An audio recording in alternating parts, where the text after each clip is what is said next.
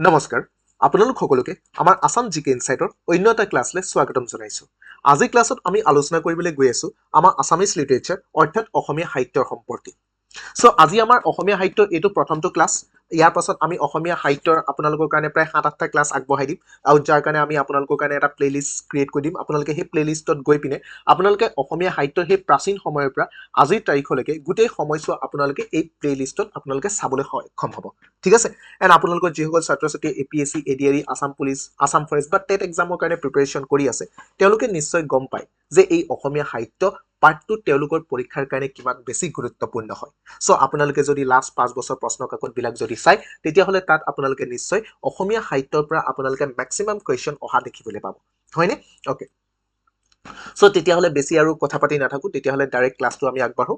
ক্লাছলৈ যোৱাৰ পূৰ্বে আপোনালোক সকলোকে ক'ব বিচাৰিছো যে আপোনালোকৰ যিসকল ছাত্ৰ ছাত্ৰীয়ে বৰ্তমান সময়লৈকে আমাৰ হোৱাটছএপ এণ্ড টেলিগ্ৰাম কমিউনিটিত জইন হোৱা নাই তেওঁলোক সকলোকে আমাৰ হোৱাটছএপ এণ্ড টেলিগ্ৰাম কমিউনিটিত জইন হ'বৰ কাৰণে অনুৰোধ জনালো, যাতে তেওঁলোকে আমাৰ ক্লাছৰ যিসমূহ অফিচিয়েল নটিফিকেশ্যন এণ্ড তাৰ লগতে আমাৰ ক্লাছৰ যিসমূহ PDF আছে এই PDF সমূহ যাতে সময়মতে পাবলৈ সক্ষম হয়। আপোনালোকে আমাৰ স্ক্ৰীনত দেখা দিয়া এই QR দুটা স্কেন কৰি আপোনালোকে আমাৰ হোৱাটছএপ গ্ৰুপ এণ্ড টেলিগ্ৰাম কমিউনিটিত জইন হ'ব পাৰিব। আৰু যিসকল ছাত্ৰ ছাত্ৰীয়ে ক্লাছটো হয়তো প্ৰায় 1 মাহ বা 2 মাহৰ পাছত চাইছে, হয়তো সেই সময়ছোৱাত এই QR দুটা কাম নকৰিব পাৰে, গতিকে সেই সময়ছোৱাত যাতে আপোনালোকে আমাৰ গ্ৰুপত জইন হ'ব পাৰে। তেওঁলোকৰ কাৰণে আমি কমিউনিটিৰ লিংকসমূহ আমাৰ ডেছক্ৰিপশ্যন বা কমেণ্ট বক্সত আমি পিন কৰিম, তাৰ জৰিয়তে আপোনালোকে আমাৰ কমিউনিটিত জইন হ'ব পাৰিব। ঠিক আছে। অ'কে। তেতিয়াহ'লে বলক আজি আমাৰ ক্লাছটো আৰম্ভ কৰোঁ। অ'কে। প্ৰথমতেতো আমি জানিব লাগিব আমাৰ অসমীয়া সাহিত্য হয় কি। আমি অসমীয়া সাহিত্য বুলি কাক কওঁ? অসমীয়া সাহিত্য বুলি ক'লে প্ৰথম কথা আমাৰ অসমীয়া ভাষাত লিখা যিকোনো বিষয়, যেনেকৈ আমাৰ কবিতা হ'ব পাৰে, উপন্যাস হ'ব পাৰে, চুটিগল্প, নাটক, দলিল পত্ৰ, অৰ্থাৎ আন যিকোনো সাহিত্যিকৰ ৰচনাসমূহক আমি অসমীয়া সাহিত্যৰ অন্তৰ্গত বুলি ক'ব পাৰোঁ। উদাহৰণস্বৰূপে আমি যে চিনেমা চাওঁ, আমাৰ এই চলচ্চিত্ৰসমূহ বা চিনেমাসমূহ নিৰ্মাণ কৰাৰ পূৰ্বৰ যেতিয়া আমি তাৰ কাহিনীটো লিখি উলিয়াওঁ তাক আমি কি বুলি কওঁ? সেই কাহিনীটোক আমি চিত্ৰনাট্য বুলি কওঁ। যেতিয়া চিত্ৰনাট্য এখন লিখি উলিওৱা হয় সেই চিত্ৰনাট্যখনকো আমি অসমীয়া সাহিত্যৰ অন্তৰ্গত হিচাপত ধৰিব লাগিব, কাৰণ এই যিখন চিত্ৰনাট্য এই চিত্ৰনাট্যখনে তেতিয়ালৈকে তাক আমি অভিনয় মাধ্যমে তাক ৰূপ দিয়া নাই। ঠিক আছে। তেতিয়ালৈকে আমি তাক কাগজৰ মাধ্যমত তাক মাথো লিপিবদ্ধ কৰি ৰাখিছো। গতিকে যেতিয়াই আমি এটা অসমীয়া ভাষাত লিখা যিকোনো ধৰণৰ ৰচনা আমি তাত অসমীয়া ভাষাক যেতিয়া আমি প্ৰতিনিধিত্ব কৰিছো, অসমীয়া বাক্যটো যেতিয়া আমি সুন্দৰকৈ সজাইছো, তাকে আমি অসমীয়া সাহিত্যৰ অন্তৰ্গত বুলি ক'ব লাগিব। অসমীয়া সাহিত্য কিন্তু হঠাৎ সৃষ্টি হোৱা নাই। এই অসমীয়া সাহিত্যসমূহ সৃষ্টি হ'বৰ কাৰণে আমাৰ বহু হাজাৰ বছৰ লাগিছে। আমি যদি চাওঁ সেই প্ৰাচীন সময়ৰ সাহিত্যৰ যিটো পৰিৱেশ, প্ৰাচীন সময়ছোৱাত আমি সাহিত্যৰ যিটো ৰূপত আছিলে আৰু আজিৰ তাৰিখত আমাৰ সাহিত্যৰ যিটো ৰূপ হয়, এই ৰূপ দুটাৰ মাজত কিন্তু বহুত বেছি পাৰ্থক্য আছে। আজি আমি আপোনালোকৰ লগত যিদৰে অসমীয়া সাহিত্য, অসমীয়া ভাষাত কথা পাতি আছো, আজিৰ তাৰিখত মই আপোনালোকৰ কাৰণে ক্লাছৰ যিসমূহ PPT, ক্লাছৰ যিসমূহ নোটছ যিটো ভাষাত লিখি উলিয়াইছো, সেই তাৰ লগত কিন্তু প্ৰাচীন অসমীয়া সাহিত্যৰ যিবিলাক লিখা মেলা আছিল তাৰ লগত কিন্তু কোনো ধৰণৰ মিল নাছিল। আৰু সেইবাবে কোৱা হয় যে আমাৰ অসমীয়া সাহিত্যৰ প্ৰাচীন সময়ৰ পৰা, আৰম্ভণি সময়ৰ পৰা আজিৰ তাৰিখলৈকে বহুত বেছি বিকাশ হৈছে। ঠিক আছে। অ'কে। আমি যদি চাওঁ অসমীয়া ভাষাত যেতিয়া আমি এই কবিতা লিখো, আমাৰ উপন্যাস, চুটিগল্প, নাটক, দলিল পত্ৰ এই যিবিলাক যে লিখো, এই লিখাসমূহৰ মাধ্যমেৰে কিন্তু ই আমাক কেৱল এটা ৰচনা নিদিয়ে বা কেৱল সাহিত্যসমূহ নিদিয়ে, তাৰ লগতে আমাৰ সেই সময়ছোৱা, অৰ্থাৎ মই যদি প্ৰাচীন অসমীয়া সাহিত্যৰ যদি কিবা এটা যদি ৰচনা মই যদি পঢ়ো, তেতিয়াহ'লে সেই পঢ়াটোৰ মাধ্যমেৰে সেই সময়ছোৱাৰ যিটো সংস্কৃতি, সেই সময়ছোৱাৰ যিটো পৰম্পৰা, সেই সময়ছোৱাৰ যিটো ঐতিহ্যৰ বিষয়ে মই কিন্তু জানিবলৈ সক্ষম হওঁ।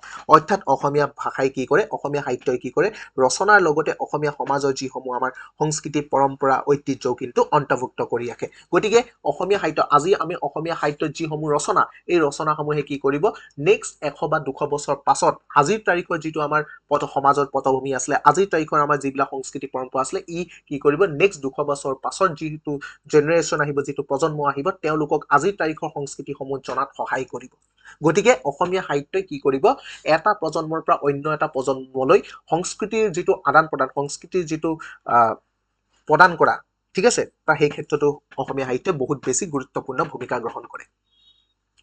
আমি যদি চাওঁ আমাৰ অসমীয়া ভাষা, এই অসমীয়া ভাষা যে আমি যে লিখোঁ, আমি যে কবিতা লিখিছোঁ, আমি উপন্যাস লিখিছোঁ, চুটি গল্প লিখিছোঁ, নাটক লিখিছোঁ, দলিল পত্ৰ লিখিছোঁ, এই অসমীয়া সাহিত্যৰ আচলতে আৰম্ভণি ক'ত হৈছিলে, এই অসমীয়া ভাষাৰ আৰম্ভণি ক'ত হৈছিলে। চ' আমি যদি চাওঁ অসমীয়া ভাষাৰ আৰম্ভণি হৈছিলে আমাৰ নৱম বা দশম শতাব্দীৰ সময়ছোৱাত আমি যিসমূহ চৰ্যাপদ পাইছিলোঁ, সেই চৰ্যাপদসমূহেই হৈছে আমাৰ অসমীয়া সাহিত্যৰ আৰম্ভণিৰ সময়। অৰ্থাৎ আমাৰ চৰ্যাপদৰ সময়ৰ পৰাই অসমীয়া সাহিত্যৰ আৰম্ভণি হৈছে। চ' প্ৰশ্ন সুধিব পাৰে যে অসমীয়া সাহিত্যৰ আৰম্ভণি ক'ৰ পৰা হৈছে? অসমীয়া সাহিত্যৰ আৰম্ভণি হৈছে আমাৰ চৰ্যাপদৰ পৰা। ঠিক আছে, চ' এইখিনি বস্তু আমি পিছলৈ আলোচনা কৰি আছো, কিন্তু তাৰ পূৰ্বে মই আপোনালোকক এই বিষয়টো জনাই দিয়াটো বহুত বেছি গুৰুত্বপূৰ্ণ হ'ব যে আমাৰ অসমীয়া ভাষাৰ যিটো শ্ৰেণী বিভাজন, কেনেকৈ আমি অসমীয়া ভাষাক শ্ৰেণী বিভাজন কৰিব পাৰোঁ। ঠিক আছে, কাৰণ যেতিয়ালৈকে আমি অসমীয়া সাহিত্যৰ শ্ৰেণী বিভাজন নকৰোঁ, তেতিয়ালৈকে কিন্তু আমাৰ বিষয়বস্তুবিলাক ইমান বেছি ক্লিয়াৰ নহ'ব। ঠিক আছে, আপোনালোকে হয়তো আপোনালোকে বহুত বেছি MCQ ক্লাছ পাব, আপোনালোকে ইউটিউবত চালে আপোনালোকে MCQ ক্লাছ পাব বা বহুত ধৰণৰ MCQ ক্লাছ কৰাব, কিন্তু সেই MCQ ক্লাছবিলাকৰ পৰা আপোনালোকৰ কনচেপ্টবোৰ ইমান বেছি ক্লিয়াৰ হ'বনে? আপোনালোকে তাৰ পৰা পৰীক্ষাত কমন পেলাবলৈ পাৰিবলৈ সক্ষম হ'বনে? হয়, পাৰিব, বহু পৰ্যায়লৈকে পাৰিব, কিন্তু একেবাৰে সকলোখিনি আপোনালোকে পাৰিব বুলি ক'ব নোৱাৰো বা সকলোখিনি কনচেপ্ট আপোনালোকৰ ক্লিয়াৰ হ'ব বুলি মই ক'ব নোৱাৰো, কাৰণ আমি বিশ্বাস কৰোঁ সদায় কনচেপ্টৰ ওপৰত ক্লাছসমূহ দিব লাগে। কনচেপ্টৰ ওপৰত ক্লাছসমূহ দিলে কি হয়, ছাত্ৰ ছাত্ৰীৰ প্ৰথম কথা যেতিয়া এটা পঢ়াটো বহুত বেছি দিনৰ কাৰণে তেওঁলোকৰ মনত থাকি যাব। আজিৰ তাৰিখত যদি আপুনি পঢ়িছে, এই পঢ়াটো আপোনাৰ কিমান দিনৰ কাৰণে মনত ৰাখিব? যদি আপুনি MCQ পঢ়ে, তেতিয়াহ'লে আজি এটা 10টা MCQ কৰিলে, কাইলৈ 10টা MCQ, আৰু পৰহি দিনাখন যেতিয়া আপুনি 10টা MCQ পঢ়িব, তেতিয়াহ'লে আপোনাৰ প্ৰথম দিনাৰ যি 10টা MCQ, সেই 10টা MCQ কিন্তু পাহৰি যাব।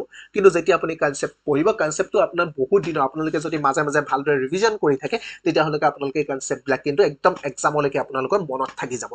ঠিক আছে, চ' এইখিনিতে আমি চাই লওঁ আমাৰ অসমীয়া সাহিত্যক আমি কিমানটা ভাগত বিভক্ত কৰিব পাৰোঁ আৰু কেনেকৈ বিভক্ত কৰিব পাৰোঁ। চ' আমি যদি চাওঁ, আমি অসমীয়া সাহিত্যক প্ৰথম কথা হৈছে আমি 3টা ভাগত বিভক্ত কৰিব পাৰোঁ। চ' এটা হৈছে আমাৰ প্ৰাচীন অসমীয়া সাহিত্য, নেক্সট হৈছে আমাৰ মধ্যযুগৰ অসমীয়া সাহিত্য, আৰু তাৰপিছতো হৈছে আমাৰ আধুনিক অসমীয়া সাহিত্য। এইখিনিতে মই আছামিছ এণ্ড ইংলিছ দুয়োখন শ্লাইডে লৈ আহিছোঁ, যাতে আমি যেতিয়া PDF সমূহ দিওঁ, আছামিছ মিডিয়ামৰ ষ্টুডেণ্টৰ কাৰণেও সুবিধা হয় আৰু ইংলিছ মিডিয়ামৰ ষ্টুডেণ্টৰ কাৰণে সুবিধা হয়। চ' আমি Assamese literature, ancient Assamese literature, medieval Assamese literature and modern Assamese literature, এই 3টা ভাগত বিভক্ত কৰিব পাৰোঁ। চ' এনচিয়েণ্ট আছামিছ লিটাৰেচাৰত আমি বিশেষকৈ 950ৰ পৰা 1300 যিটো খ্ৰীষ্টাব্দ, এই খ্ৰীষ্টাব্দৰ মাজৰ সময়ছোৱাত আমি এনচিয়েণ্ট আছামিছ লিটাৰেচাৰ ধৰিব পাৰোঁ। তাৰপিছত মেডাইভেলক আমি 1300 পৰা 1826 খ্ৰীষ্টাব্দৰ মাজৰ সময়ছোৱাত ধৰিব পাৰোঁ। আৰু মডাৰ্ণ আছামিছ লিটাৰেচাৰ আমি 1826 খ্ৰীষ্টাব্দৰ পৰা বৰ্তমানৰ সময়ছোৱাক আমি মডাৰ্ণ আছামিছ লিটাৰেচাৰ হিচাপে ধৰিব পাৰোঁ। চ' আমাৰ যিটো এনচিয়েণ্ট আছামিছ লিটাৰেচাৰ, চ' এই এনচিয়েণ্ট আছামিছ লিটাৰেচাৰটো যেতিয়া আমাৰ সমাপ্ত হয়, তাৰপিছত আমাৰ আৰম্ভ হৈছিলে আমাৰ মধ্যযুগৰ অসমীয়া সাহিত্য। চ' মই সদায় কওঁ, আমি যেতিয়া আলোচনা কৰোঁ বিশেষকৈ আমাৰ ইতিহাস, চ' আমি ইতিহাসত কি কৰোঁ, ইতিহাসো আমি 3টা ভাগত বিভক্ত কৰি পঢ়োঁ। আমি যিটো প্ৰাচীন ইতিহাস, ঠিক আছে, তাৰপিছত আহিলে আমাৰ মধ্যযুগৰ ইতিহাস, তাৰপিছত আহিলে আমাৰ আধুনিক ইতিহাস। চ' যেতিয়া আমি কনচেপ্ট ৱাইজ আমি তাক হিষ্টৰিকেল বেকগ্ৰাউণ্ডটো যদি নপঢ়োঁ, আমি যেতিয়া পলিটি ক্লাছ কৰোঁ, আমি যেতিয়া ইকনমি ক্লাছ কৰোঁ, তাতো আমি কিন্তু সদায় হিষ্ট্ৰীৰ পৰা আৰম্ভ কৰোঁ। আমি যেতিয়া পলিটিত যাওঁ, আমি সদায় ৰেগুলেটিং এক্টৰ পৰা আৰম্ভণি কৰোঁ 1773।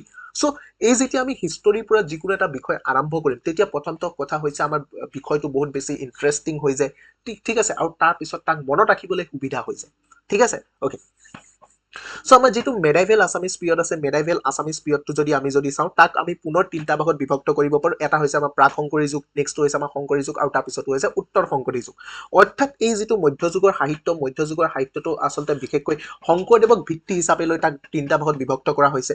অৰ্থাৎ শংকৰদেৱৰ জন্মৰ পূৰ্বৰ যিছোৱা সময়, এই সময়ছোৱাক আমি প্ৰাক শংকৰী যুগ বুলি কওঁ, আৰু শংকৰদেৱৰ সময়ছোৱাকটো আমি শংকৰ যুগ বুলি কওঁ, আৰু শংকৰদেৱৰ পাছৰ সময়ছোৱাক আমি উত্তৰ শংকৰী যুগ নামে আমি 3টা ভাগত বিভক্ত কৰিছোঁ মধ্যযুগৰ অসমীয়া সাহিত্যক। ঠিক আছে, গতিকে উত্তৰ শংকৰী যুগটো আচলতে শংকৰদেৱৰ পাছৰ সময়ছোৱাৰ পৰা একেবাৰে আমাৰ ব্ৰিটিছসকলে যেতিয়া আমাৰ অসমৰ শাসনভাৰ নিজৰ হাতত লৈছিল, তাৰলৈকে আমি গোটেই সময়ছোৱাক আমি উত্তৰ শংকৰী বা মধ্যযুগৰ অসমীয়া সাহিত্যৰ অন্তৰ্গত বুলি ক'ব পাৰোঁ। আৰু তাৰপিছত আহিলে আমাৰ আধুনিক অসমীয়া সাহিত্য বুলি ক'লে আমাৰ মেইনলি যেতিয়া মিছনেৰীসকল আমাৰ অসমত প্ৰৱেশ কৰিলে, মিছনেৰীসকলে যেতিয়া তেওঁলোকে অসমত প্ৰৱেশ কৰি তেওঁলোকে বাইবেলৰ অনুবাদকৰণ কৰিলে, অসমীয়ালৈ অনুবাদকৰণ কৰিলে, তাৰপিছত তেওঁলোকে শদিয়াত প্ৰেছ স্থাপন কৰিলে, শদিয়াৰ পৰা পুনৰ শিৱসাগৰলৈ প্ৰেছটো উঠাই আনিলে, তাৰপিছত শিৱসাগৰত তেওঁলোকে অৰুণোদয় আৰম্ভ কৰিলে। গতিকে এনেকৈ আমাৰ মিছনেৰী যুগটো আৰম্ভণি হৈছিলে। তাৰপিছত মিছনেৰী যুগৰ পাছত আমাৰ হেমচন্দ্ৰ গুণাভিৰাম বৰুৱাৰ যুগ বুলি ক'ব পাৰোঁ। তাৰপিছত আহিলে আমাৰ ৰোমান্টিক যুগ বা বেজবৰুৱাৰ যুগ, আৰু তাৰ পাছৰটো হৈছে আমাৰ বৰ্তমান যুগ। অৰ্থাৎ আধুনিক অসমীয়া সাহিত্যক আমি 4টা ভাগত বিভক্ত কৰিব পাৰোঁ। ঠিক আছে, চ' এই তিনিটা যে আমি শ্ৰেণী বিভাজন কৰিলোঁ, প্ৰাচীন অসমীয়া সাহিত্য, মধ্যযুগৰ অসমীয়া সাহিত্য বা আধুনিক অসমীয়া সাহিত্য, এইবিলাকৰ বিষয়ে আমি ডিটেইলছত আলোচনা কৰিম। ঠিক আছে, চ' আজিৰ ক্লাছত মেইনলি আমি আলোচনা কৰিম আমাৰ প্ৰাচীন অসমীয়া সাহিত্য। অ'কে, চ' প্ৰাচীন অসমীয়া সাহিত্য বা এনচিয়েণ্ট আছামিজ লিটাৰেচাৰ আৰম্ভণি হৈছিলে আমাৰ 950 পৰা 1300 শতাব্দ। ঠিক আছে, গতিকে এই যিটো আমাৰ প্ৰাচীন অসমীয়া সাহিত্য বুলি ক'লে আমি কোনচোৱা সময়ত বুজো, বা এই প্ৰাচীন অসমীয়া সাহিত্যত সময়ছোৱাত আমাৰ অসমীয়া সাহিত্য আচলতে কোনবোৰ ৰূপত আমি অসমীয়া সাহিত্যসমূহক পাইছিলো। চ' আমি যদি চাওঁ আমাৰ প্ৰাচীন অসমীয়া সাহিত্যত আমি কিছুমান অলিখিত কবিতা, অৰ্থাৎ যিবিলাক কবিতা ৰচনা হৈছিলে, এই কবিতাসমূহৰ কোনো লিখিত ৰূপত আমি পোৱা নাছিলো। অৰ্থাৎ এই কবিতাসমূহ অলিখিত হিচাপে আছিলে। তাৰ লগতে আছিলে আমাৰ প্ৰবাদ প্ৰবচন। চ' প্ৰবাদ প্ৰবচন মানে তোমালোকে নিশ্চয় তোমালোকৰ ককা দেউতা বা আজু ককাৰ মুখত তোমালোকে নিশ্চয় কিছুমান ডাকৰ বচন শুনিছা, কিছুমান ফকৰা যোজনা বা সাঁথৰ শুনিবলৈ পোৱা। তোমালোকে নিশ্চয় তোমালোকৰ মা দেউতাৰ মুখতো কেতিয়াবা শুনিবলৈ পোৱা সাঁথৰ। তোমালোকে নিশ্চয় যিসকলে ক্লাছ 10, তোমালোকেতো 10ৰ পৰীক্ষা যদি কাৰোবাৰ যদি মনত আছে, 10ৰ কুৱেশ্যন পেপাৰ যদি মনত আছে, বা 10ৰ অসমীয়া চিলেবাছ যদি মনত আছে, তাত তোমালোকে নিশ্চয় ফকৰা যোজনা আৰু সাঁথৰৰ কথা শুনিছিলা। গতিকে এই ফকৰা যোজনা, ডাকৰ বচন বা সাঁথৰসমূহৰ সৃষ্টি কিন্তু সেই প্ৰাচীন অসমীয়া সাহিত্যৰ সময়ছোৱাতে হৈছিল। তোমালোকে যদি চোৱা ডাকৰ বচন, ফকৰা যোজনা, সাঁথৰ, তাৰ অৰ্থবিলাক কিন্তু বহুত বেছি গুৰুত্বপূৰ্ণ, কিন্তু তাৰ যিটো বাক্যৰ যিটো গঠনশৈলী, সেই গঠনশৈলীটো কিন্তু আজিৰ আমাৰ অসমীয়া ভাষাৰ সাহিত্যৰ লগত ৰূপটো নিমিলে, সেইটো বেলেগ পৃথক হয়। ঠিক আছে, গতিকে আমি ক'ব পাৰো আজিৰ আমাৰ অসমীয়া সাহিত্যত আমি যিবিলাক ভাষা বা যিবিলাক শব্দ বা যিবিলাক বাক্যৰ গাঁথনি আমি ব্যৱহাৰ কৰিছো, তাৰ লগত যিহেতু ডাকৰ বচন, ফকৰা যোজনা, সাঁথৰৰ মিল নাই, গতিকে এইবিলাকৰ সৃষ্টি আমাৰ সেই প্ৰাচীন অসমীয়া সাহিত্যৰ সময়ছোৱাতে সৃষ্টি হৈছিল। তাৰপিছত আমি কিছুমান লোকগীতৰ কথা ক'ব পাৰো, যেনেকৈ বিয়ানাম, আইনাম। এই বিয়ানাম, আইনাম সমূহৰ কিন্তু সৃষ্টি আমাৰ সেই তেতিয়াই হৈছিলে, যেতিয়া আমাৰ প্ৰাচীন অসমীয়া সাহিত্যৰ আৰম্ভণি হৈছিলে চৰ্যাপদৰ মাধ্যমেৰে। আৰু তাৰপিছত আহিলে আমাৰ মন্ত্ৰ। চ' তোমালোকে নিশ্চয় মায়ঙৰ কথা শুনিছা। চ' মায়ঙক আমি কি বুলি কওঁ, যাদুৰ নগৰী, য'ত যাদুৰ বিকাশ হৈছিলে। ঠিক আছে, এই যাদুৰ নগৰী মায়ঙত আমি কিছুমান মন্ত্ৰ দেখিবলৈ পাওঁ, যিবিলাক মন্ত্ৰ আজিৰ তাৰিখত আচলতে পোৱা নাযায়, কিন্তু তাৰ মাজতো কিছু লোক আছে যোনে এই মন্ত্ৰসমূহৰ ওপৰত কাম কৰি আছে। ঠিক আছে, কিন্তু এই মন্ত্ৰসমূহৰ আৰম্ভণিও কিন্তু সেই তেতিয়াই হৈছিলে, যেতিয়া আমাৰ বাহিৰৰ পৰা তান্ত্ৰিকসকল আহিছিলে, তেওঁলোকে কামাখ্যাৰ সোমাইছিলে। কামাখ্যাৰ পৰা তেওঁলোকে এটা শান্ত পৰিৱেশ বিচাৰি তেওঁলোকে তান্ত্ৰিক বিদ্যাক যাতে আৰু অধ্যয়ন কৰিবৰ কাৰণে তেওঁলোকে কি কৰিছিলে, মায়ঙখন বাছনি কৰিছিলে। তেওঁ তেনেদৰে মায়ঙত আচলতে মন্ত্ৰৰ আৰম্ভণি হৈছিলে। তাৰ পাছত গোটেই মায়ঙখনত আচলতে এখন মন্ত্ৰৰ নগৰী বা যাদুৰ নগৰী বুলি আমি কৈছিলো। ঠিক আছে, চ' এইবিলাকো আচলতে আমাৰ প্ৰাচীন অসমীয়া সাহিত্যত অন্তৰ্গত বুলি আমি ক'ব পাৰো। অ'কে, চ' এইখিনি বস্তু তোমালোকে মনত ৰাখি ল'বা, প্ৰাচীন অসমীয়া সাহিত্য। তাৰপিছত আহিছো আমি চৰ্যাপদ। ঠিক আছে, চৰ্যাপদৰ পৰা এটা প্ৰশ্ন আহি থাকে যে চৰ্যাপদত আমি টোটেল কিমানটা পদ দেখিবলৈ পাওঁ। চ' প্ৰথম কথাটো মনত ৰাখিবা, চৰ্যাপদত আমাৰ টোটেল 47টা পদ আছে। চৰ্যাপদত কিমানটা পদ আছে? চৰ্যাপদত টোটেল 47টা পদ আছে। চ' এই যিসমূহ চৰ্যাপদ আছিলে, প্ৰথম কথাটো হৈছে এই চৰ্যাপদসমূহ এটা বিশেষ তান্ত্ৰিক পৰম্পৰাৰ লগত জড়িত। চ' আমি যদি চাওঁ, আমাৰ যিটো বজ্ৰযান বৌদ্ধ ধৰ্ম আছে, এই বৌদ্ধ ধৰ্মৰ তান্ত্ৰিক পৰম্পৰাৰ সৈতে আচলতে আমাৰ এই চৰ্যাপদসমূহ জড়িত হয়, আৰু এই চৰ্যাপদত টোটেল 47টা পদ আছে। আৰু এই চৰ্যাপদ যিসমূহ আছে, এই চৰ্যাপদসমূহৰ আৰম্ভণিৰ লগত কেৱল অসমীয়া ভাষা জড়িত নাছিল। এই চৰ্যাপদসমূহৰ আৰম্ভণিৰ লগত আমি আৰম্ভণিতে কৈছিলো আমাৰ বাংলা ভাষা, উৰিয়া ভাষা। চ' এই বাংলা, উৰিয়া, অসমীয়া এই ভাষাবিলাক বা এই ভাষাবোৰ বা এই সাহিত্যৰ কিন্তু আৰম্ভণি আমাৰ চৰ্যাপদৰ মাধ্যমেৰে হৈছিলে। চ' প্ৰশ্ন সুধিব পাৰে যে অসমীয়া ভাষাৰ লগতে অন্য কি ভাষা আমাৰ চৰ্যাপদৰ মাধ্যমেৰে হৈছিলে? তেতিয়াহ'লে আমাৰ উৰিয়া ভাষা হ'ব পাৰে, বাংলা ভাষা হ'ব পাৰে। ঠিক আছে, চ' এইখিনি বস্তু মনত ৰাখি ল'বা, প্ৰশ্ন আহিব পাৰে। নেক্সট এইখিনিতে আমি যদি চাওঁ, আমাৰ যিসমূহ চৰ্যাপদ আছিলে, চৰ্যাপদসমূহ আচলতে আমাৰ হেৰাই গৈছিলে। কাৰণ আমি যদি চাওঁ, চৰ্যাপদ আমাৰ সেই প্ৰাচীন অসমীয়া সাহিত্য, তেতিয়া চৰ্যাপদৰ আৰম্ভণি হৈছিলে, আৰু তাৰ পাছৰ পৰা আজিৰ তাৰিখলৈকে আমাৰ এটা দীঘলীয়া সময়। এই দীঘলীয়া সময়ত যেতিয়া আমাৰ সময়ৰ পৰিৱৰ্তন হৈছে, বিভিন্ন ধৰণৰ প্ৰাকৃতিক দুৰ্যোগ হৈছে, তাৰ মাজতে ক'ৰবাত নহয় ক'ৰবাত আমাৰ এই চৰ্যাপদসমূহ হেৰাই গৈছিলে। গতিকে এই চৰ্যাপদসমূহ পুনৰ উদ্ধাৰ বা পুনৰ আৱিষ্কাৰৰ ক্ষেত্ৰত আমি কাক ধন্য মানিব লাগিব? আমাৰ মহামহোপাধ্যায় হৰপ্ৰসাদ শাস্ত্ৰী। চ' মহামহোপাধ্যায় হৰপ্ৰসাদ শাস্ত্ৰীয়ে 1907 চনত আমাৰ এই চৰ্যাপদসমূহ পুনৰ আৱিষ্কাৰ কৰাৰ যিটো কৰ্তৃত্ব আছিলে, সেই কৰ্তৃত্ব লাভ কৰিছিলে। ঠিক আছে, নামটো মনত ৰাখি ল'বা, বহুত বেছি ইম্পৰ্টেণ্ট হয়। এণ্ড তাৰপিছত আহিলে আমাৰ লুইপা। চ' লুইপা হৈছে আমাৰ কামৰূপৰ এজন হয় সো লুইপাই কি কৈছে দুটা শয্যা লিখিছিলে প্ৰশ্ন সুধিব পাৰে লুইপা কিহৰ লগত জড়িত লুইপা শয্যাপথৰ লগত জড়িত তাৰপিছত আৰু এজন আহিছে তেখেতৰ নামটো হৈছে চৰহাপা সো চৰহাপা তেখেত হৈছে আমাৰ ৰাণী গুৱাহাটীৰ ৰাণী ওচৰ এজন হয় সো চৰহাপাই কি কৰিছিলে আমাৰ শয্যাপথৰ লগত জড়িত সো শয্যাপথৰ লগত জড়িত দুজন ব্যক্তি হৈছে এজন হৈছে লুইপা এজন হৈছে চাৰাপ্পা ঠিক আছে সো এই দুইজনৰ নাম আমি মনত ৰাখিব লাগিব তাতকে বেছি আৰু ইয়াৰ পৰা প্ৰশ্ন নুসুধে যিমানখিনি প্ৰশ্ন সুধিব পাৰে সেইখিনি মই আপোনালোকক জনাই দিছো কাৰণ তাতকে বেছি জানিবৰ কাৰণে আমাৰ ওচৰত কৰবাত নহয় কৰবাত আমাৰ উৎসও কমি আছে সো আমি ইমানখিনি উৎসও আমাৰ ওচৰত নাই য'ৰ পৰা আমি সেই শয্যাপথৰ বিষয়ে জানিবলৈ সক্ষম হওঁ য'ৰ পৰা আমি প্ৰাচীন অসমীয়া সাহিত্যৰ বিষয়ে জানিবলৈ হয় কাৰণ সেই সময়ছোৱাত আমি লিখিত ৰূপত একো পোৱা নাছিলো যিহেতু লিখিত ৰূপত একো পোৱা নাছিলো গতিকে আমাৰ অসমীয়া সাহিত্যৰ সেই সময়ছোৱাত কেনেকুৱা ধৰণৰ ৰূপত আছিলে তাৰ ওপৰত বিশেষ আমি তথ্যও আমি জানিবলৈ সক্ষম নহওঁ ঠিক আছে ওকে নেক্সট এতিয়া আমি জানিব লাগিব আমাৰ মধ্যযুগৰ অসমীয়া সাহিত্যৰ সম্পৰ্কে সো মধ্যযুগৰ অসমীয়া সাহিত্যৰ আৰম্ভণি হৈছিল আমাৰ 1300 পৰা 1826 ADৰ মাজৰ যি চোৱা সময়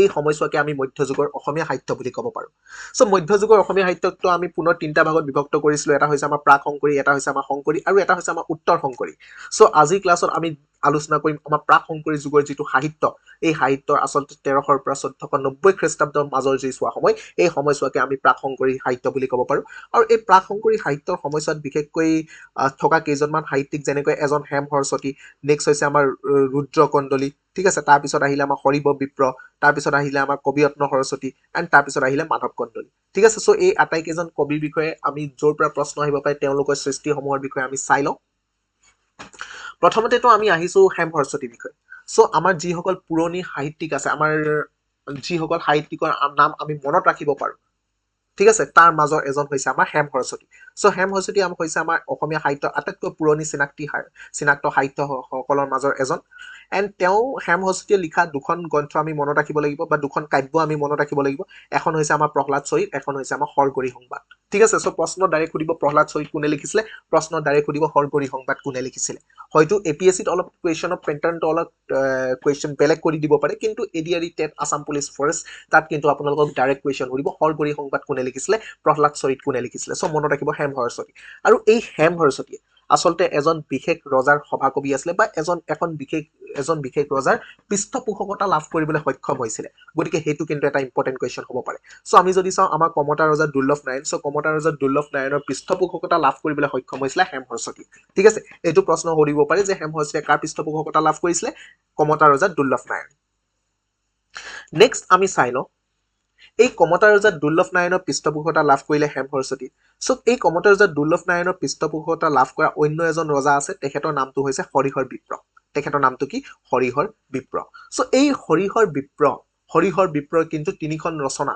এখন হৈছে আমাৰ বব্ৰুবাহনৰ যুদ্ধ নেক্সট হৈছে আমাৰ লৱকুশৰ যুদ্ধ আৰু নেক্সট হৈছে আমাৰ তাম্ৰধ্বজৰ যুদ্ধ ঠিক আছে সো তিনিখন যুদ্ধ সো আমি হৰিব বিপ্ৰৰ কথা যদি চাওঁ আমি তিনিখন যুদ্ধৰ নাম মনত ৰাখিব লাগিব যিহেতু আপোনালোকে মনত ৰখাৰ ট্ৰিক্সটো হৈছে যে পিছফালে যুদ্ধ আছে অৰ্থাৎ তিনিখন যুদ্ধৰ বিষয়ে লিখিছে হৰিব বিপ্ৰই ঠিক আছে এখন হৈছে বব্ৰুবাহনৰ বিশেষকৈ আপোনালোকে বব্ৰুবাহনৰ যুদ্ধৰ পৰা প্ৰায় আমি প্ৰশ্ন দেখিবলৈ পাওঁ আপোনালোকে লাষ্ট যদি কেইবাবছৰ প্ৰশ্ন তাত কৰবাত নহয় কৰবাত আপোনালোকে বব্ৰুবাহনৰ যুদ্ধৰ কথা পাব কৰবাত নহয় কৰবাত তাম্ৰধ্বজৰ যুদ্ধৰ কথা পাব কৰবাত নহয় কৰবাত আপোনালোকে লৱকুশৰ যুদ্ধৰ বিষয়ে শুনিবলৈ পাব গতিকে এই তিনিওখন কোনে লিখিছিলে হৰিব বিপ্ৰ বহুত বেছি ইম্পৰ্টেণ্ট হয় মনত ৰাখি লওক তাৰ পিছত আহিলো আমি কমতা ৰজা ইন্দ্ৰনাৰায়ণ সো আমাৰ কমতা ৰজা ইন্দ্ৰনাৰায়ণৰ পৃষ্ঠপোষকতা লাভ কৰা এজন কবি হৈছে আমাৰ কবিৰত্ন সৰস্বতী ঠিক আছে সো কবিৰত্ন সৰস্বতী নামটো মনত ৰাখি ল'ব সো কবিৰত্ন সৰস্বতীয়ে এখন লিখিছিলে সেইখনৰ নাম হৈছে জয়দত্ত বটকাব্য ঠিক আছে বহুত বেছি ইম্পৰ্টেণ্ট হয় জয়দত্ত বটকাব্য সো প্ৰশ্ন আহিব পাৰে জয়দত্ত বটকাব্যৰ পৰা ঠিক আছে ডাইৰেক্ট কুৱেশ্যন সুধিব কবিৰত্ন সৰস্বতীয়ে লিখা এখন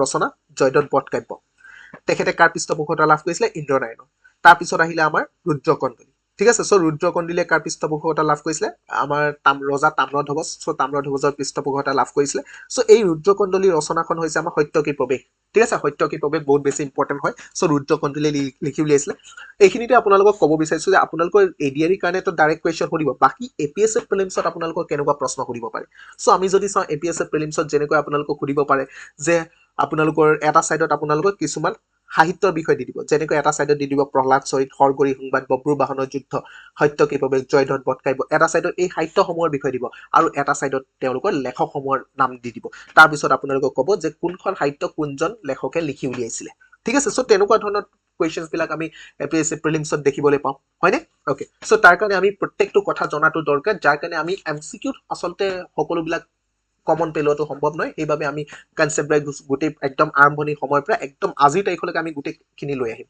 চ' আমাৰ যিটো আছামিজ লিটাৰেচাৰ যিটো চিৰিজ হ'ব এই চিৰিজটোত আপোনালোকে এই শয্যাপতৰ সময়ৰ পৰা আজিৰ তাৰিখলৈ লাষ্ট আমাৰ যিখন সাহিত্য একাডেমী বঁটা পাইছিলে সেই সাহিত্য একাডেমী বঁটালৈকে গোটেই সাহিত্যৰ যিটো জাৰ্ণি হয় সেই গোটেই জাৰ্ণিটোৰ বিষয়ে আমি ক্লাছত কৰাই দিম আপোনালোকক ঠিক আছে অ'কে নেক্সট আহিছো আমি মাধৱ কন্দলী চ' মাধৱ কন্দলীৰ কথা আপোনালোকে নিশ্চয় গম পায় চ' মাধৱ কন্দলীক আচলতে কি বুলি কোৱা হয় মাধৱ কন্দলীক অপ্ৰমাদী কবি বুলি কোৱা হয় ঠিক আছে মাধৱ কন্দলীক কি বুলি কোৱা হয় এনেকৈ প্ৰশ্ন সুধিব পাৰে যে অপ্ৰমাদী কবি বুলি কাক কোৱা হয় অপ্ৰমাদী কবি বুলি আচলতে মাধৱ কন্দলীক কোৱা হয় চ' কেতিয়াবা প্ৰশ্নটো এনেকৈ সুধিব পাৰে যে মাধৱ কন্দলীক অপ্ৰমাদী কবি বুলি কোনে কৈছিল চ' মাধৱ কন্দলীক অপ্ৰমাদী কবি বুলি আচলতে শংকৰদেৱে কৈছিলে ঠিক আছে মাধৱ কন্দলীক অপ্ৰমাদী কবি বুলি কোনে কৈছিলে অপ্ৰমাদী কবি বুলি আচলতে কৈছিলে আপোনালোকৰ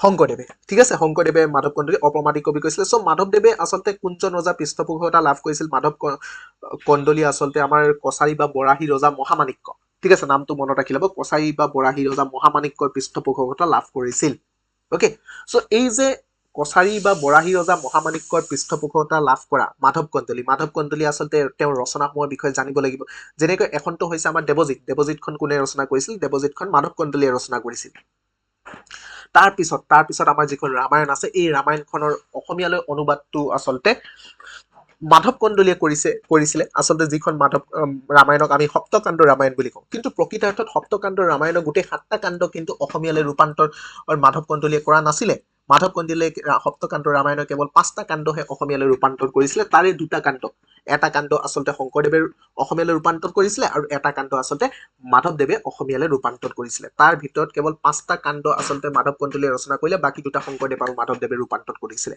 অনুবাদ কৰিছিলে ঠিক আছে অ'কে নেক্সট আহিছো আমি পাঁচালী সাহিত্য অ'কে চ' এতিয়া মই আপোনালোকক সুধিব বিচাৰিছো আপোনালোকে কোনে কোনে পাঁচালী সাহিত্যৰ বিষয়ে শুনিছে আগত প্ৰথমতে ইয়ালৈকে যিমানখিনি কৰালো সেইখিনি বুজি পাইছে নে নাই পোৱা সেইটো কওক এণ্ড যদি ক্লাছটো কৰি ভাল লাগিছে তেতিয়াহ'লে লাইক এণ্ড কমেণ্ট কৰিবলৈ একেবাৰে নাপাহৰিব ঠিক আছে অ'কে চ' মই পাঁচালী সাহিত্যলৈ যোৱাৰ পূৰ্বে মই সুধিব বিচাৰিছো আপোনালোকে পাঁচালী সাহিত্যৰ বিষয়ে শুনিছে নে নাই শুনা কোনে কোনে শুনিছে পাঁচালী সাহিত্যৰ বিষয়ে আপোনালোকে যদি শুনিছে কমেণ্ট বক্সত য়েছ বুলি টাইপ কৰক এণ্ড যদি শুনা নাই কমেণ্ট বক্সত ন' বুলি টাইপ কৰক ঠিক আছে অ'কে চ' আমি যদি চাওঁ আমাৰ যেতিয়া প্ৰাক শংকৰী যুগৰ শেষৰ ফালে আৰু আমাৰ শংকৰী যুগৰ আৰম্ভণিৰ সময়ছোৱা যি চোৱা আছিলে এই সময়ছোৱাত আচলতে আমাৰ নতুন কিছুমান সাহিত্যিকৰ সৃষ্টি হৈছিলে এই যিসকল নতুন সাহিত্যিক এই সাহিত্যিকসকলে আচলতে শংকৰদেৱৰ যিটো নৱবৈষ্ণৱ আন্দোলন এই নৱবৈষ্ণৱ আন্দোলনৰ দ্বাৰা তেওঁলোক প্ৰভাৱিত হোৱা নাছিল আমি যদি চাওঁ শংকৰদেৱৰ যিটো আচলতে নৱবৈষ্ণৱ আন্দোলন চ' সেই সময়ছোৱাত যিসকল সাহিত্যিক আছিলে সেই সাহিত্যিকসকল প্ৰায়বোৰ সাহিত্যিকে আচলতে শংকৰদেৱৰ নৱবৈষ্ণৱ আন্দোলনৰ দ্বাৰা প্ৰভাৱিত হৈছিল কিন্তু তাৰ মাজতে কিছু সাহিত্যিক আছিল যিসকল সাহিত্যিক আচলতে এই নৱবৈষ্ণৱ আন্দোলনৰ দ্বাৰা প্ৰভাৱিত হোৱা নাছিল ঠিক আছে চ' সেই যিসকল সাহিত্যিক আছিলে সেই সাহিত্যিকসকলৰ যিসমূহ সৃষ্টি বা তেওঁলোকৰ যিসমূহ অৱদান সেই অৱদানসমূহক আমি একেলগে পাঁচালী সাহিত্য বুলি ক'ব পাৰো ঠিক আছে চ' এই পাঁচালী যিটো সাহিত্য এই পাঁচালী সাহিত্যৰ প্ৰথম কথাটো হৈছে পাঁচালী সাহিত্যৰ বৈশিষ্ট্য কি আছিলে পাঁচালী সাহিত্যৰ সাহিত্যিকসকল নৱবৈষ্ণৱ আন্দোলনৰ দ্বাৰা প্ৰভাৱিত হোৱা নাছিল তেওঁলোকে নৱবৈষ্ণৱ আন্দোলনৰ যিটো প্ৰভাৱ এই প্ৰভাৱৰ পৰা মুক্তভাৱে থাকি তেওঁলোকৰ নিজা চিন্তা চৰ্চা এক নতুন শৈলীৰ সাহিত্য বিকাশৰ ওপৰত তেওঁলোকে মনোনিৱেশ কৰিছিল ঠিক আছে চ' তেওঁলোকৰ যিসমূহ সাহিত্য আছিল এই পাঁচালী সাহিত্যৰ যিসকল সাহিত্যিক তেওঁলোকৰ সাহিত্যসমূহক আমি 2টা ভাগত বিভক্ত কৰিব পাৰো এটা হৈছে আমাৰ মহাকাব্য বা ব্যাসৰ পাঁচালী আৰু এটা হৈছে আমাৰ বিখাৰী পাঁচালী চ' মহাকাব্য বা ব্যাসৰ পাঁচালীসমূহত আচলতে আমি ৰামায়ণ আৰু মহাভাৰতৰ সৃষ্টিসমূহ দেখিবলৈ পাইছিলো আৰু বিখাৰী পাঁচালীত আচলতে আমি মনসা বা পদ্মা দেৱীৰ সৃষ্টিসমূহ দেখিবলৈ পাইছিলো ঠিক আছে অ'কে প্ৰথমতেতো আমি চাব লাগিব আমাৰ ব্যাসৰ পাঁচালী আৰু মহাকাব্য পাঁচালীৰ বিষয়ে চাম এণ্ড তাৰপিছত আমি চাব লাগিব বিখাৰী পাঁচালী চ' যেতিয়া আমি ব্যাসৰ পাঁচালী বা মহাকাব্য পাঁচালী চাম তাত আমি আচলতে দুজন কবিৰ নাম আমি মনত ৰাখিব লাগিব এজন হৈছে আমাৰ পীতাম্বৰ কবি আৰু এজন হৈছে আমাৰ দুৰ্গাবৰ কায়স্থ চ' কোনে কোনে তেওঁলোকৰ নাম আগত শুনিছা মই গম নাপাওঁ যদি শুনিছা ৱেল গুড চ' আপোনালোকৰ কাৰণে সুবিধাজনক কাৰণ আপোনালোকে পঢ়িছে এণ্ড আপোনালোকে হয়তো ক'ৰবাত এইবিলাকৰ বিষয়ে জানিবলৈ সক্ষম হৈছে, হয়তো কোনোবাই নুশুনিব পাৰে। চ' যিসকলে শুনা নাই তেওঁলোকৰ কাৰণে কৈ দিছোঁ যে পীতাম্বৰ কবি আৰু দুৰ্গাবৈ কায়স্থ তেওঁলোক কিন্তু পাঁচালী সাহিত্যৰ লগত জড়িত। তেওঁলোকৰ কিন্তু শংকৰদেৱৰ নৱবৈষ্ণৱ আন্দোলনৰ লগত তেওঁলোক কোনো প্ৰকাৰে জড়িত নাছিল। সময় কিন্তু একেটাই আছিল। নৱবৈষ্ণৱ আন্দোলনৰ যিটো চোৱা সময় আছিল, সেই সময়ছোৱাতে আচলতে পীতাম্বৰ কবি আৰু দুৰ্গাবৈ কায়স্থ আছিল যদিও তেওঁলোক কিন্তু এই নৱবৈষ্ণৱ আন্দোলনৰ যিবিলাক প্ৰভাৱ, সেই প্ৰভাৱৰ পৰি পিনে তেওঁলোকে সাহিত্য ৰচনা কৰা নাছিল। চ' আমি যদি চাওঁ আমাৰ পীতাম্বৰ কবি, চ' পীতাম্বৰ কবি কিছুমান সৃষ্টি যেনেকৈ হ'ব পাৰে, যেনেকৈ আপোনালোকে উষা পৰিণয়, নল দময়ন্তী, ভাগৱতৰ দশম স্কন্ধ এণ্ড মাৰ্কেন্দ্ৰেয় চণ্ডী। ঠিক আছে, ইয়াৰ ভিতৰত আপোনালোকৰ বিশেষকৈ মাৰ্কেন্দ্ৰেয় চণ্ডীৰ পৰা কুৱেশ্যন আহি থাকে। যে আপোনালোকৰ যেতিয়া মই যে অলপ আগত ক'লো APSC লেভেলত আপোনালোক কুৱেশ্যনবিলাক মিলাব আহে, কোনটোখন গ্ৰন্থ কোনে লিখিছিলে, তাত কিন্তু আপোনালোকৰ মাৰ্কেন্দ্ৰেয় চণ্ডীটো এটা ইম্পৰ্টেণ্ট হয়। এণ্ড মাৰ্কেন্দ্ৰেয় চণ্ডী কোনে লিখিছে আপোনালোকে বহুতবোৰ এক্সামত আজিলৈকে অহা আমি দেখিবলৈ পাইছোঁ। ঠিক আছে, চ' পীতাম্বৰ কবি আচলতে কবিয়ে লিখা সৃষ্টিসমূহ হৈছে উষা পৰিণয়, নল দময়ন্তী, ভাগৱতৰ দশম স্কন্ধ। চ' ভাগৱতৰ দশম স্কন্ধটো কিন্তু অনুবাদ পীতাম্বৰ কবিয়ে কৰিছিলে। এণ্ড তাৰপিছতো হৈছে আমাৰ মাৰ্কেন্দ্ৰেয় চণ্ডী। এণ্ড নেক্সট আহিলে আমাৰ দুৰ্গাবৈ কায়স্থ। চ' দুৰ্গাবৈ কায়স্থ আচলতে আমাৰ কোচ ৰজা বিশ্বসিংহৰ সময়ছোৱাত আছিলে আমাৰ দুৰ্গাবৈ কায়স্থ। আৰু এই দুৰ্গাবৈ কায়স্থৰ কিছুমান সৃষ্টি যেনেকৈ আমাৰ হ'ব পাৰে, এটাটো হৈছে আমাৰ গীতি ৰামায়ণ আৰু এটা হৈছে বেহুলা উপাখ্যান। চ' ইয়াৰ ভিতৰত বিশেষকৈ বেহুলা উপাখ্যানৰ পৰা প্ৰশ্ন আহি থাকে। ঠিক আছে, চ' সেইবাবে সকলোৱে মনত ৰাখি ল'ব যে বেহুলা উপাখ্যান কোনে লিখিছিলে। বেহুলা উপাখ্যানখন লিখিছিলে আমাৰ দুৰ্গাবৈ কায়স্থ। ঠিক আছে, বহুত বেছি ইম্পৰ্টেণ্ট হয়, দুৰ্গাবৈ কায়স্থৰ পৰা আমি প্ৰশ্ন দেখিবলৈ পাওঁ। চ' দুৰ্গাবৈ কায়স্থ লিখি উলিয়াইছিলে আমাৰ বেহুলা উপাখ্যান। চ' সকলোৱে এই বস্তুটো কিন্তু মনত ৰাখি ল'ব। ঠিক আছে, অ'কে। চ' এতিয়া আমি কি পালো? প্ৰথম কথাটো হৈছে আমি পীতাম্বৰ কবি সৃষ্টি যেনেকৈ উষা পৰিণয়, নল দময়ন্তী, ভাগৱতৰ দশম স্কন্ধ, মাৰ্কেন্দ্ৰেয় চণ্ডী এণ্ড দুৰ্গাবৈ কায়স্থ আমি কি পালো? গীতা ৰামায়ণ আৰু বেহুলা উপাখ্যান। চ' এই সকলোখিনি কিন্তু আপোনালোকে মনত ৰাখিব লাগিব। ঠিক আছে, অ'কে। নেক্সট এতিয়া আহিছোঁ আমি বিখাৰী পাঁচালী। চ' বিখাৰী পাঁচালী বুলি ক'লে আচলতে আমাৰ মনসা মাতৃক মূল হিচাপে লৈ গোটেই ৰচনাসমূহ মনসা মাতৃৰ ওচৰে পাজৰে গোটেই ৰচনাসমূহৰ সৃষ্টি হৈছিলে বা বিকাশ হৈছিলে। চ' সেইবাবে আমি ইয়াক বিখাৰী পাঁচালী বুলি ক'ব পাৰোঁ। চ' এই যিটো আমাৰ বিখাৰী পাঁচালী আচলতে তিনিজন শ্ৰেষ্ঠ কবি বুলি আমি যদি কওঁ, এজনৰ হৈছে তো আমাৰ মানকাৰ, নেক্সট হৈছে আমাৰ চুকবি নাৰায়ণদেৱ এণ্ড তৃতীয়জন হৈছে আমাৰ ষষ্ঠীবৰ। ঠিক আছে, চ' এই তিনিজনৰ বিষয়ে আমি চাব লাগিব। প্ৰথমতেতো আমি চাই ল'ম মানকাৰ। চ' মানকাৰৰ সৃষ্টি বিশেষকৈ আমি মনত ৰাখিব লাগিব মনসা কাব্য বা মনসা পুৰাণ। ঠিক আছে, চ' মনত কি ৰাখিম? ডাইৰেক্ট প্ৰশ্ন সুধিব যে মানকাৰে কি লিখিছিলে? মানকাৰে মনসা কাব্য বা মনসা পুৰাণ লিখিছিলে। তাৰপিছত আহিলে আমাৰ সুকবি নাৰায়ণদেৱ। চ' সুকবি নাৰায়ণদেৱে কি লিখিছিলে? সুকবি নাৰায়ণদেৱে আচলতে পদ্মপুৰাণখন লিখিছিলে, যাক আমি শুকানন্দী বুলি ক'ব পাৰোঁ। ঠিক আছে, পদ্মপুৰাণ ডাইৰেক্ট কুৱেশ্যন সুধিব পদ্মপুৰাণ কোনে লিখিছিলে? পদ্মপুৰাণখন আমাৰ সুকবি নাৰায়ণদেৱে লিখিছিলে। এণ্ড এই যিখন আমাৰ সুকবি নাৰায়ণদেৱ, চ' সুকবি নাৰায়ণদেৱে যেতিয়া পদ্মপুৰাণ লিখিছিলে, এই পদ্মপুৰাণখন আচলতে কোনজন ৰজাৰ সময়ত লিখিছিলে? চ' এই পদ্মপুৰাণখন সুকবি নাৰায়ণদেৱে আচলতে আমাৰ দৰঙী ৰজা ধৰ্মৰায়ণ। ঠিক আছে, দৰঙী ৰজা ধৰ্মৰায়ণৰ যি চোৱা সময় আছিলে, এই দৰঙী ৰজা ধৰ্মৰায়ণৰ সময়ছোৱাতে আচলতে তেখেতে পদ্মপুৰাণখন লিখি উলিয়াইছিলে। ঠিক আছে, অ'কে। তাৰপিছত আহিলে আমাৰ ষষ্ঠীবৰ বহুত বেছি ইম্পৰ্টেণ্ট হয়। ষষ্ঠীবৰৰ পৰা মনসা পুৰাণখন লিখে, যে ষষ্ঠীবৰে কি লিখি উলিয়াইছে? ষষ্ঠীবৰে মনসা পুৰাণ লিখি উলিয়াইছিলে। ঠিক আছে, চ' আমি এই পাঁচালী সাহিত্যত আচলতে আমি বিশেষকৈ 5জন লেখকৰ নাম মনত ৰাখিব লাগিব, 5জন সাহিত্যিকৰ নাম মনত ৰাখিব লাগিব। এণ্ড পাঁচালী সাহিত্য প্ৰথম কথাটো হৈছে নৱবৈষ্ণৱ আন্দোলনৰ দ্বাৰা প্ৰভাৱিত হোৱা নাছিল। তাক আমি পাঁচালী সাহিত্যক দুটা ভাগত বিভক্ত কৰিব পাৰোঁ। এটা হৈছে আমাৰ বিখাৰী পাঁচালী, এটা হৈছে আমাৰ ব্যাসৰ পাঁচালী। চ' ব্যাসৰ পাঁচালীত আমি দুজন সাহিত্যিকৰ নাম মনত ৰাখিব লাগিব, এজন হৈছে পীতাম্বৰ কবি, এজন দুৰ্গাবৈ কায়স্থ। এণ্ড নেক্সট হৈছে আমাৰ বিখাৰী পাঁচালীত তিনিজনৰ নাম মনত ৰাখিব লাগিব, মানকাৰ, সুকবি নাৰায়ণদেৱ আৰু ষষ্ঠীবৰ। ঠিক আছে, চ' এইখিনি বস্তু আমি মনত ৰাখিব লাগিব। চ' ইয়াৰ লগে লগে আমাৰ যিটো প্ৰাক শংকৰী যুগৰ যিটো সাহিত্য, এই প্ৰাক শংকৰী যুগৰ সাহিত্য প্ৰায় সমাপ্তি হৈছে। চ' ক্লাছটো কৰি কেনেকুৱা লাগিলে? ক্লাছটো কৰি যদি ভাল লাগিছে লাইক কমেণ্ট কৰিবলৈ একেবাৰে নাপাহৰিব। এণ্ড আপোনালোকে যদি ইয়াৰ PDF বিচাৰে তেতিয়াহ'লে, এণ্ড ইয়াৰ যিটো পাৰ্ট 2 আমাৰ এই যিটো ক্লাছ হয় বা এই যিটো আমাৰ আছামিজ লিটাৰেচাৰ বা অসমীয়া সাহিত্যৰ যিটো চিৰিজ হয়, তাৰ যিটো ক্লাছ 2 তাৰ নটিফিকেশ্যনটো যাতে সময়মতে পায়, তাৰ কাৰণে আপোনালোকে আমাৰ যিটো টেলিগ্ৰাম হোৱাটছএপ কমিউনিটিত আপোনালোকে জইন হৈ ল'ব। এণ্ড তাৰ যিটো লিংক আছে, সেই লিংকটো আপোনালোকে ডেছক্ৰিপশ্যন এণ্ড কমেণ্ট বক্সত পাই যাব।